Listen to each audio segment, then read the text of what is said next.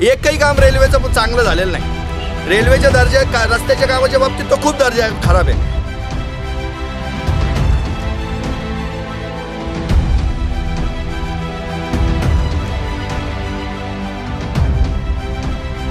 भिंत घेतली, या भिंतीवर एखादा बसणार खाली गेला की तो डायरेक्ट गटारात।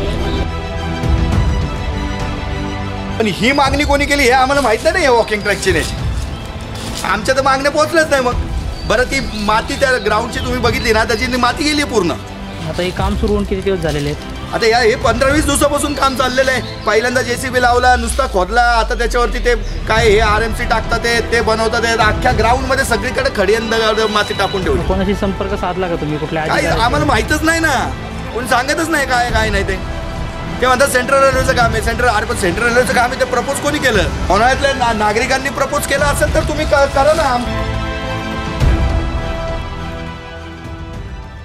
आमची मागणी एवढीच आहे की हा जो ट्रॅक टाकलाय हा एकदम चुकीचा आहे। हा पैशाचा अपव्यय आहे। हा सेंट्रल रेल्वेचा पैसा असो किंवा कोणाचा असो, शेवटी तो नागरिकांचा पैसा आहे। आणि हा ट्रॅक हा सक्सेसफुल नाही, हा एकदम चुकीचा आहे। मुळात हा ट्रॅक प्रपोज कोणी केला याची माहिती आम्हाला हवी। हा ट्रॅक सँक्शन आहे का? कारण जर हा ट्रॅक सँक्शन असेल तर मग एवढी झाडं तुम्ही तोडणार आहे का? हाही आमचा प्रश्न आहे। आणि ह्या ग्राउंडमध्ये ट्रॅक टाकून तुम्ही आमचं ग्राउंड छोटं का केलं? सेंट्रल रेल्वेचं जरी ग्राउंड असलं तरी आज इथं मुलं खेळतात ते ग्राउंड छोटंच झालं ना।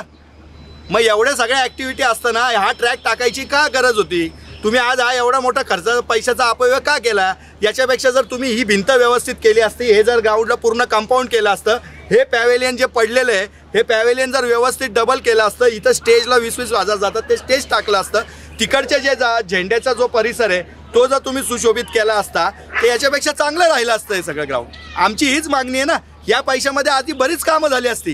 हे चुकीचं काम का केलं तुम्ही? आणि जर या सिमेंटच्याच ब्लॉकवर चालायचं आहे तर बाहेर सिमेंटचे ब्लॉक तुम्ही टाकलेले आहेत, ते करायला पाहिजे होतं। बरं, हे निकृष्ट दर्जाचं काम आहे, याचीही चौकशी व्हायला पाहिजे। आणि या सगळ्याची उत्तरं जर नाही मिळाली आम्हाला तर आम्ही नक्कीच याच्या विरोधात आंदोलन करू आणि मी स्वतः या चौकामध्ये बसल। कारण हे जर अशा पद्धतीनं जर दमदाटी करून जर हे चुकीच्या पद्धतीनं काम करत असेल तर त्यामुळं हा ट्रॅक कोणी प्रपोज केला याची पण माहिती आम्हाला कळली पाहिजे। आणि तसं लेखी लेटर मी देणार आहे यांना, रेल्वे प्रशासनाला। आणि हे सँक्शन आहे का काम? आणि जर सँक्शन असेल तर हे कोणाच्या अखत्यारीत चाललंय हेही कळायला पाहिजे। चुकीच्या पद्धतीनं कामं करता आज एवढी झाडं तुम्ही पाडणार आहे का? कापणार आहे का ही सगळी झाडं? आज असं ट्रॅक येणार आहे म्हटलं आणि जर त्या कापणार आहे तर मग ही भिंत तोडणार आहे का अजून आत घेऊन? म्हणजे हे ग्राउंड तर अजून छोटं आलं, मग हा ट्रॅकचा आट्टा आज कशासाठी? हीच आमची मागणी मुळात।